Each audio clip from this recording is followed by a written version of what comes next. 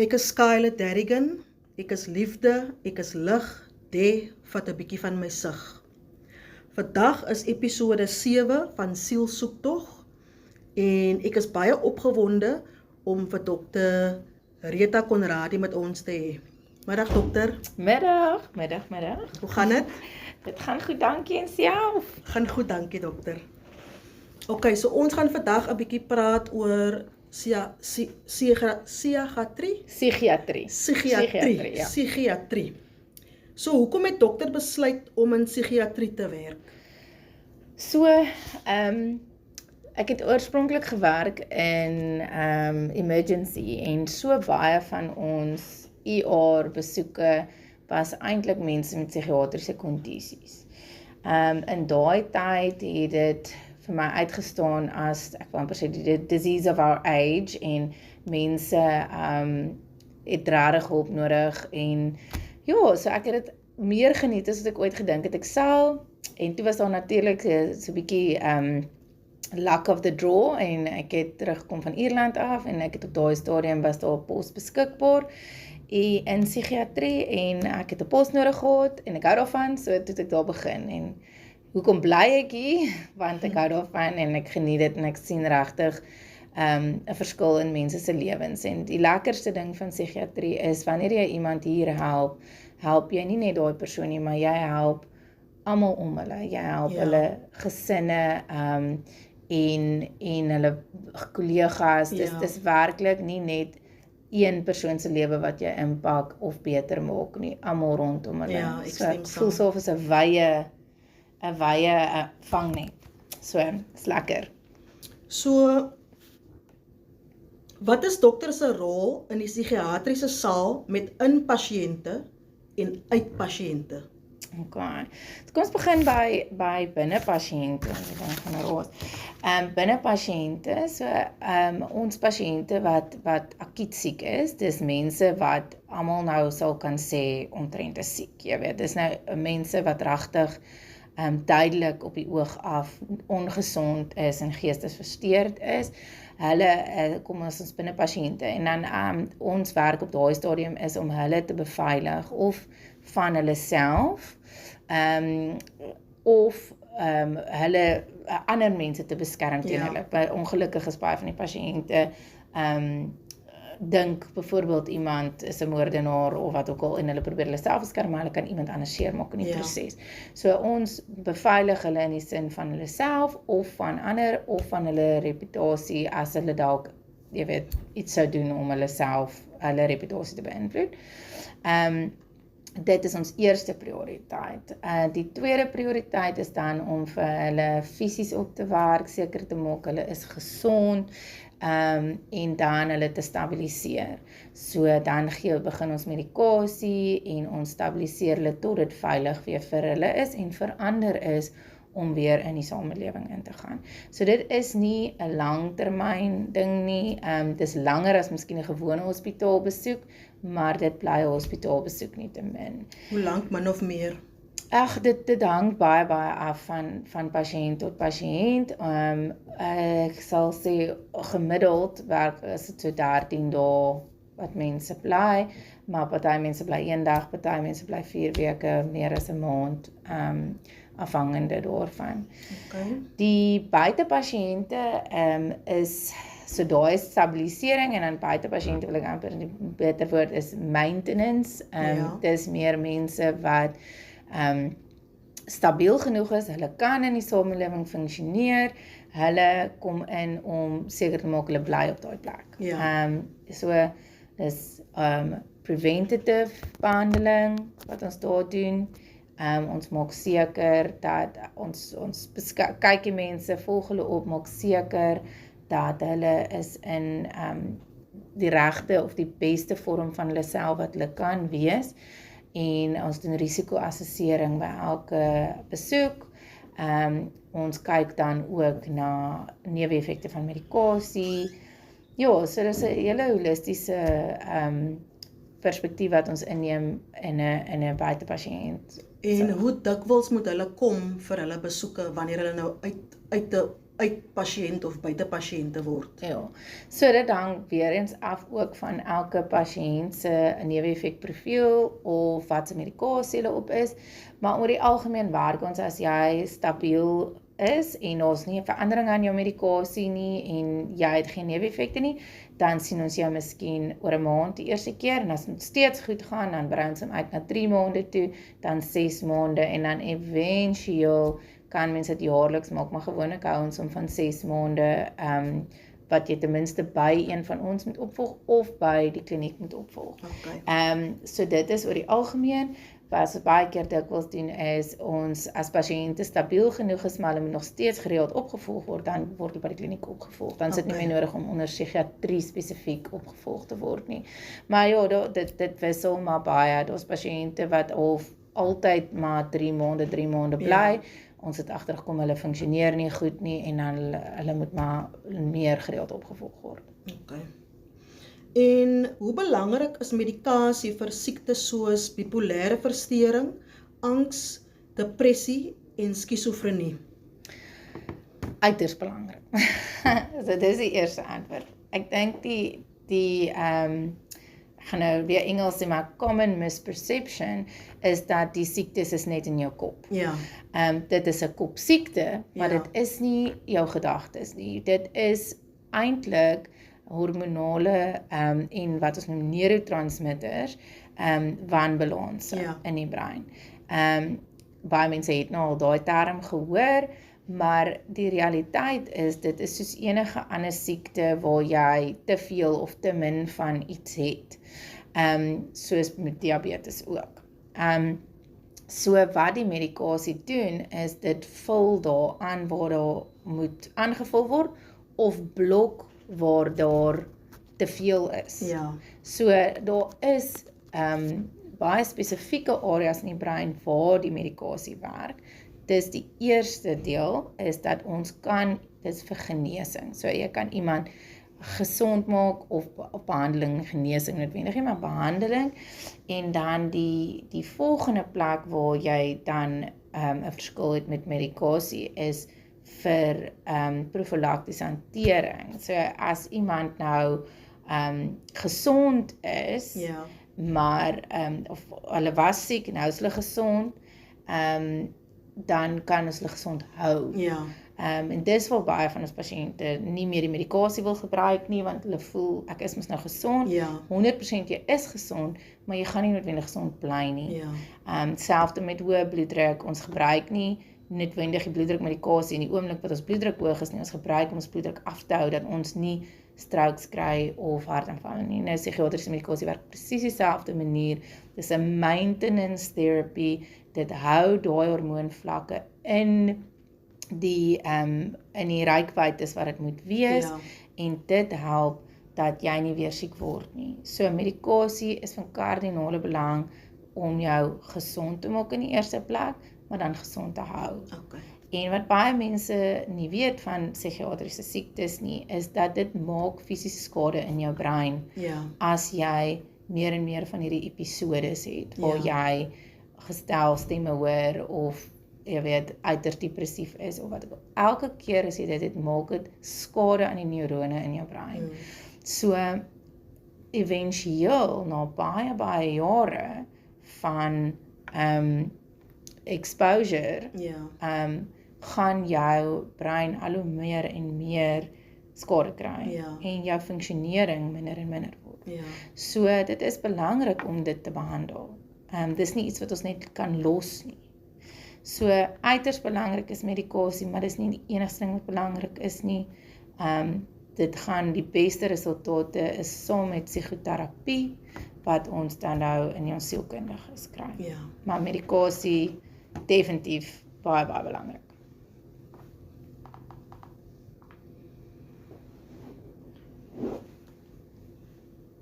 Watter verantwoordelikheid het die pasiënt teenoor hulle eie geestesgesondheid? Soos dokter nou gesê het, ons kan dit nie net vat tot wanneer ons voel beter nie. Ons moet dit maintain. Watter ander verantwoordelikhede het ons as pasiënte? Ja, dit is regtig baie goeie vraag en baie belangrike vraag, want mens moet autoriteit neem van jou eie siektes. Maak nie saak wat se siekte dit is nie, dit is jou verantwoordelikheid om jou liggaam gesond te hou. En dieselfde met hierdie siekte, ons het nou gehoor, dit is ook 'n liggaamssiekte, dit is nie net in die kop nie, maar jou sielsiektes en jou psigiatriese goeters, het jy dieselfde verantwoordelikheid teenoor. So die eerste, om dit net maklik te maak, ons gaan nou nie in die, jy weet dit emosioneel maak nie, maar maklik. Jou eerste verantwoordelikheid is, ken jou diagnose, weet wat dit behels, en wat is dit? Jy weet ook, wat is die uitkomste, waartoe gaan ek? Wees educated rondom jou siekte, en daarmee vra definitief nie die Google ding nie, maar vra jou dokter. Laat hulle vir jou verduidelik. As jy nie verstaan nie, vra weer, want dit is baie belangrik, want as jy verstaan hoe dit werk, dan gaan jy 'n beter begrip hê van hoe om jouself te hanteer. Okay, dis die een ding. Dan die volgende ding is, ken jou triggers, ken jou offsets, weet wanneer jy begin siek word. Ek dink mettertyd kan mense vir jou sê, ek slaap weer nie goed nie, ek kan voel, ek gaan weer 'n maniese episode kry, of wat ook al. Jy leer ken jou simptome. Okay? Die volgende ding is, drink jou medikasie. Okay? Nie net wanneer jy siek is nie, altyd. Indien jy jou medikasie wil, nie vir jou reg is nie, kan ons dit aanpas. Ons kan altyd verminder, ons kan altyd laer gaan. Ons het al mense gehad wat opeindig net op 1 pilletjie waar hulle begin het op hele cocktail. Maar dit is 'n collaborative effort, waar jy vir die dokter sê, ek voel nie goed op hierdie nie, en hulle sê vir jou, ek kan hierdie verander, of ek kan dit doen, of ons kan nie hierdie verander nie, maar kom ek gee vir jou hierdie. So ons kan daaraan werk, mits iemand kom en vir ons sê. So kom sê vir ons, as jy nie gelukkig is op jou pille nie, jou neeweffekte en so aan, jy moet dit nie net stop nie. Hou aan jou medikasie drink. As jy nou sê maar afspraak eers oor baie lang tyd het, sal my voorstel wees om of kliniek toe te gaan en nog steeds vir hulp te vra daar, of jou dokter te bel as jy kan, as jy daai toegang het of so. Maar baie belangrik dat jy nie net jou medikasie stop nie. En dan, ek dink die ander basiese goed is, ken jou limite, weet dat jy kan byvoorbeeld nie uitgaan tot 3 die oggend en drink en kuier nie, of jy weet dat werk is belangrik vir jou, maar dit veroorsaak vir jou ongelooflik baie stres. Kyk of jy dalk kan korter ure werk, of ek weet dit is baie moeilik. Ander ding is oefening, uiters belangrik. Oefening, beweeg, kry daai endorfine, dit werk saam. Kyk mooi na jou fisiese gesondheid, rook, al daai dingetjies, mag dalk inwerk op jou medikasie, maar as jy bewus is daarvan en weer daarvan, dan kan mens dit manage. So, ek dink is maar kennis, medikasie en 'n oop kommunikasie tussen jou en jou geneesheer. Wat van simptome en neeweffekte? Want ek weet baie pasiënte het verskillende simptome wanneer hulle miskien bipolêr is of depressief is, en dan die medikasie het ook soms neeweffekte vir een persoon, maar nie vir die ander persoon nie.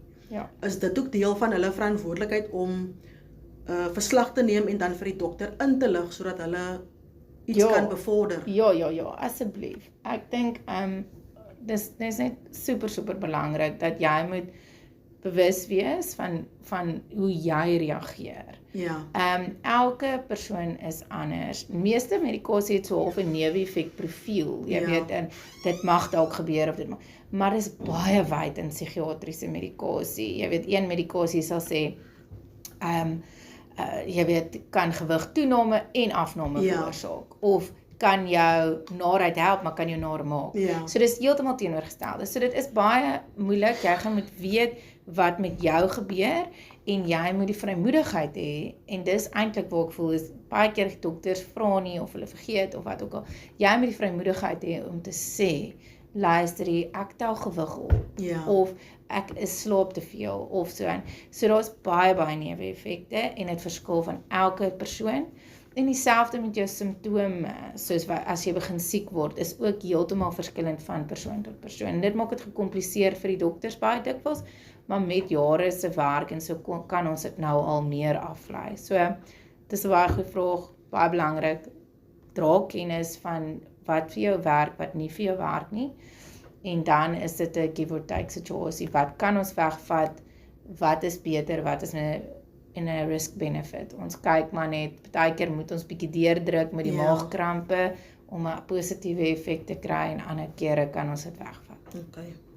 In die geval waar 'n pasiënt nie beter raak op hulle medikasie nie, wat kan hulle doen? Met wie moet hulle praat? En watter inligting is van kardinale belang vir 'n dokter om veranderinge aan hul medikasie te maak?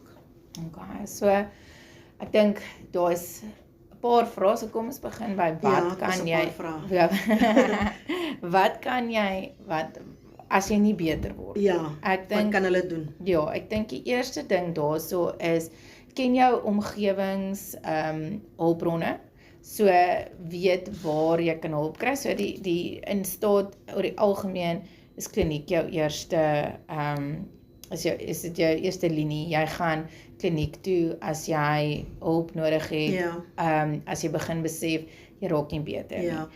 Die ander ding is, as jy miskien alreeds by 'n spesialistkliniek betrokke is, en jy die kontaknommers, dan kan jy altyd vir hulle vra, wat moet ons doen?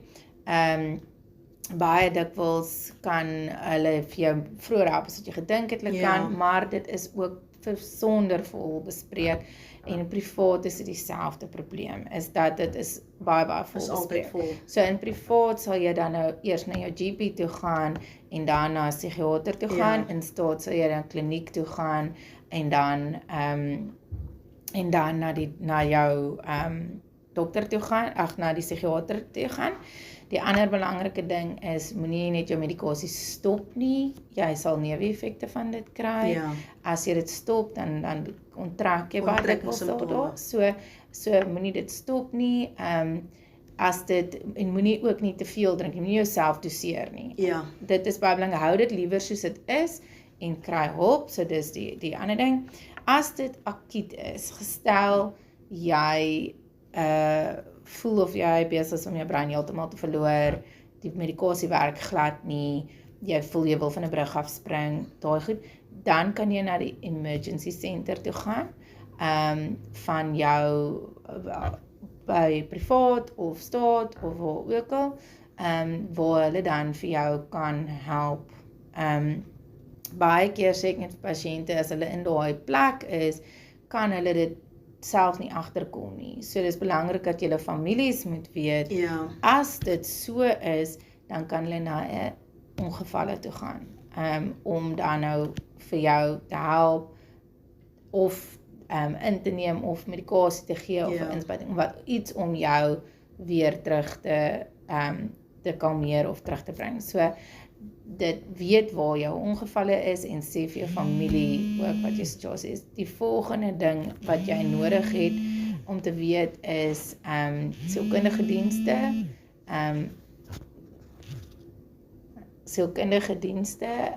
en net om te weet waar om hulle ook te kry. Vir kinders is daar definitief meer, ons praat nie kinders nie, maar kinders kan nog na DSD toe gaan, jy weet, sosiale werk en goed, hulle het nog sulke hulp ook, onderwys, daar's baie plekke vir hulle. Vir groot mense is dit basies kliniek, GP, of ongeval afhangende van die hoeveelheid, en bel as dit nodig is. As jy direkte kontak het, dan kan mens dalk ook vir jou help, vroeëre afspraak skeduleer of so iets. Ja, maar hou aan met jou medikasie, moet dit nie stop of vermeerder of iets soos dit voor jy nie met die dokter gepraat het nie. Okay. As dokter na 'n pasiënt se leer moet kyk, is daar vordering en hoe kan dokters sien? Is dit hulle gedrag, hulle voorkoms? Watter aspekte kyk dokter na? Okay. So ietsie van alles in psigiatrie. Psigiatrie, ek sê altyd dat die siege is die middel van die fisiese en die geestelike. So dis waar ons by mekaar kom. So ons kan definitief nie net na een aspek kyk nie. So wat ons doen essensieel is ons doen 'n mental status evaluation. Die kort daarvoor is 'n MSE en daarin kyk ons na goed soos gedrag. Is jy georiënteerd? Ons kyk hoe jy praat, hoe jy kommunikeer, hoe jy oogkontak maak, wat jy aan het.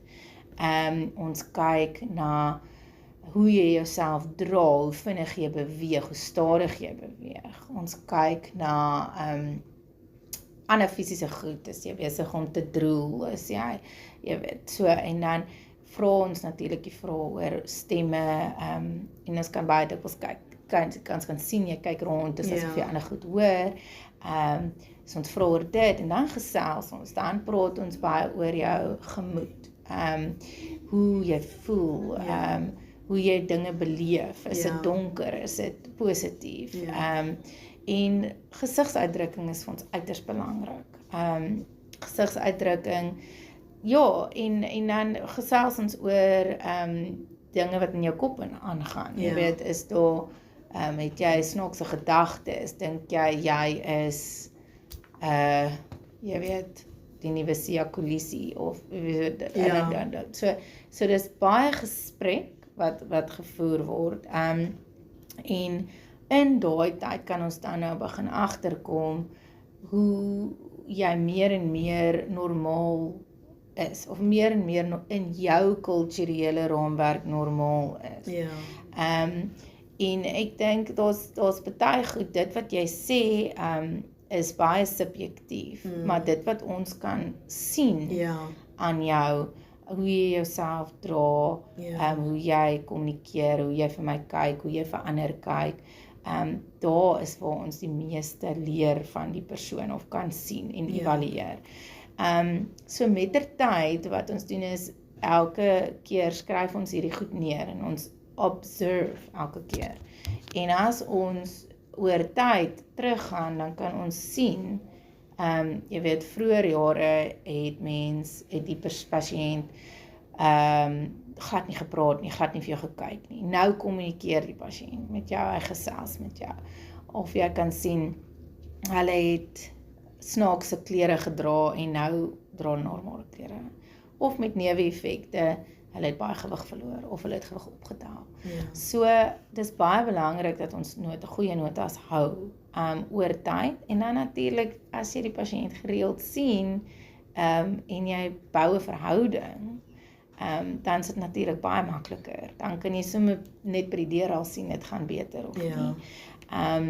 Maar ja, dis wanneer 'n verhouding kom.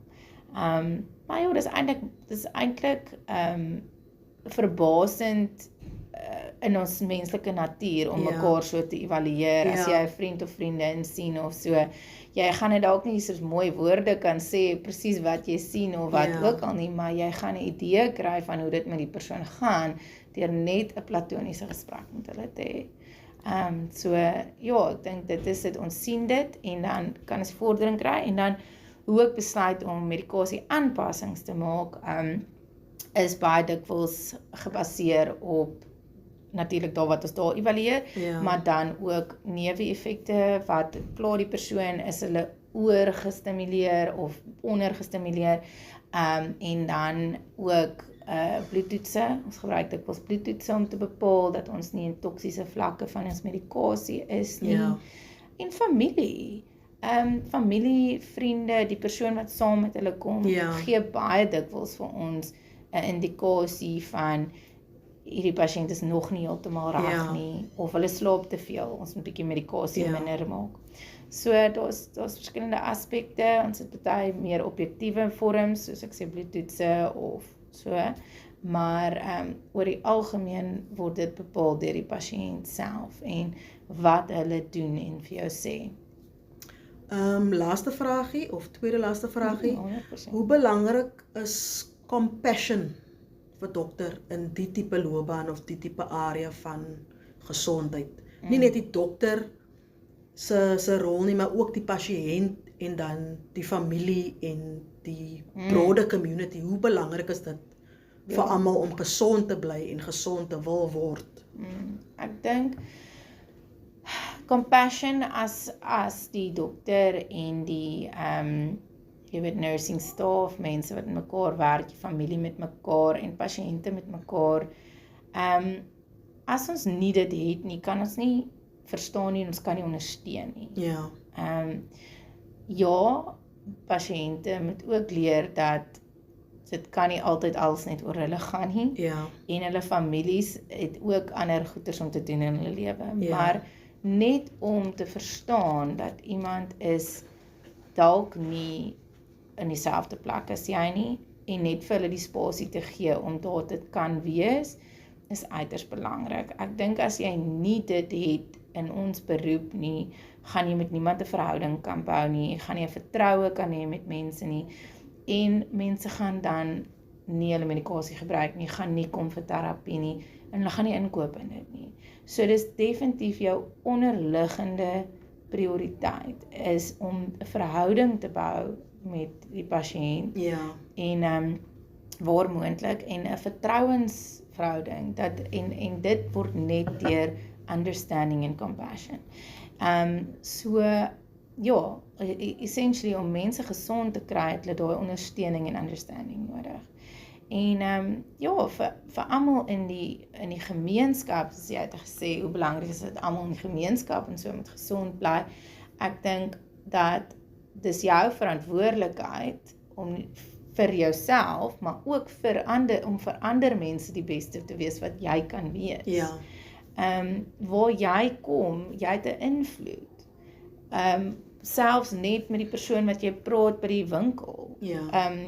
Jy het 'n invloed op die mense om jou. Of ons dit nou wil glo of nie, dis dalk nie, jy is nie die volgende Nelson Mandela nie, maar elke persoon wat jy teekom, gee 'n stukkie van jouself. Ja. En deur die beste weergawe te wees van jouself wat jy kan wees, Ja.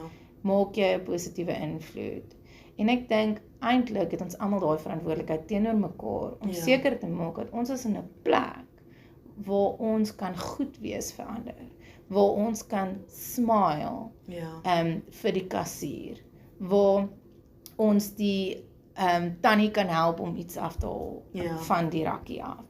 En dit is die beginplek van hoe om 'n goeie community te wees in mekaar. Ek sê nie, jy moet in elke persoon se lewe gaan inkoop en padstap, jy gaan jouself overwhelm, maar wees net die beste persoon wat jy kan wees, jou gelukkigste self, jou educatedste self, hulle vanoggend gesê, iets kan wees beter. As jy enigiets kan wees beter. Ja. So, het is belangrik dat jy jouself moet beter hê, dat jy ook beter kan wees vir ander. Okay, dan die laaste is nie eintlik 'n vraagie, maar meer van 'n boodskap. Dit is Desember maand, dit is festive. En ek weet, aan die tyd van die jaar is daar baie mense wat sukkel met hulle geestesgesondheid. 100%. Wat hartseer is, wat alleen is, wat gedagtes kry, wat hulle onder kry. En hulle kan miskien nie dit vir hulle families wys nie. Hulle weet miskien nie waantoe om te draai nie, of wat om te doen nie. Wat is dokter se boodskap aan hulle? Om hulle moed te gee en vir hulle te laat weet, hulle is nie alleen nie en dat help beskikbaar is. Ja, ek dink, as ek woorde gehad het, ek dink die eerste ding is, jy is 100% reg, die tyd van die jaar is uiters 'n moeilike jaar vir baie mense, of nie moeilik, uiters tyd van die jaar vir baie mense. En Desember, ja, die festivities bring ongelukkig sadness vir baie mense wat nie families het nie of wat ook al. En dan ook, dit trek deur tot Januarie, want baie dikwels kom mense dan nou agter Januarie, hulle het nou so uitgehou vir die volgende jaar, en dan kom Januarie en dan besef hulle niks het eintlik verander. Ja. Okay, so ek dink die eerste ding wat ek vir pasiënte sal wil sê is, moenie onrealistiese verwagtinge sit op volgende jaar of wat gaan gebeur nie. Weet dat hierdie waar jy nou is iets waar jy moet werk. En jy gaan moet vasbyt en dit gaan nie net beter raak skielik nie. Jou omstandighede gaan onwaarskynlik oor hierdie tyd verander. Die persoon wat dood is in jou lewe gaan nie terugkom nie. So jy moet 'n bewustheid hê daarvan en dan wees, dit is my situasie en hoe gaan ek daar omwerk of hoe gaan ek daar deurwerk. En ek dink daardeur moet jy wees, die eerste plek is jy moet oopmaak aan mense wat jy kan oopmaak. Maak dit duidelik die plek waar jy is. Soek hulp as dit nodig raak. Daar is beskikbare hulp. Jy weet, die dokters maak dit toe nie, klinieke maak dit net vir daai spesifieke dae maak hulle wel toe. Maar dan die belangrike ding is, weet dat jy is definitief nie alleen nie. Okay? Daar is baie mense wat deur dieselfde gaan as wat jy gaan. Dikwels erger as waardeur jy gaan. So ek dink net vir jouself in daai donker aande en daai donker tye, weet net, you're not alone. Daar is hulp, daar is medikasie, daar is psigoterapie en daar is maniere om daardeur te kom. Maar vanaand moet jy vasbyt, want môre gaan jy weer 'n kans kry. So ek dink dit is die belangrikste is sit vir jou realistic expectations. As jou familie nou vir 3 jaar nie met jou gepraat het nie, gaan hulle nou nie op Kersdag vir jou bel nie. So don't set yourself up for disappointment. Ek dink dis die een ding. En dan die volgende ding is, jy's nie alleen nie. Jy weet daar is hulp. Kry die hulp. Byt vas vir die oomblik. Daar gaan beter daar kom. Almal wat al deur die goed gaan, sê vir jou, daar's donker en positiewe dae. Dis siklusse. Ons moet net deur die donker kom om weer by die boonste te kom. Baie dankie dokter. Dis 'n plesier.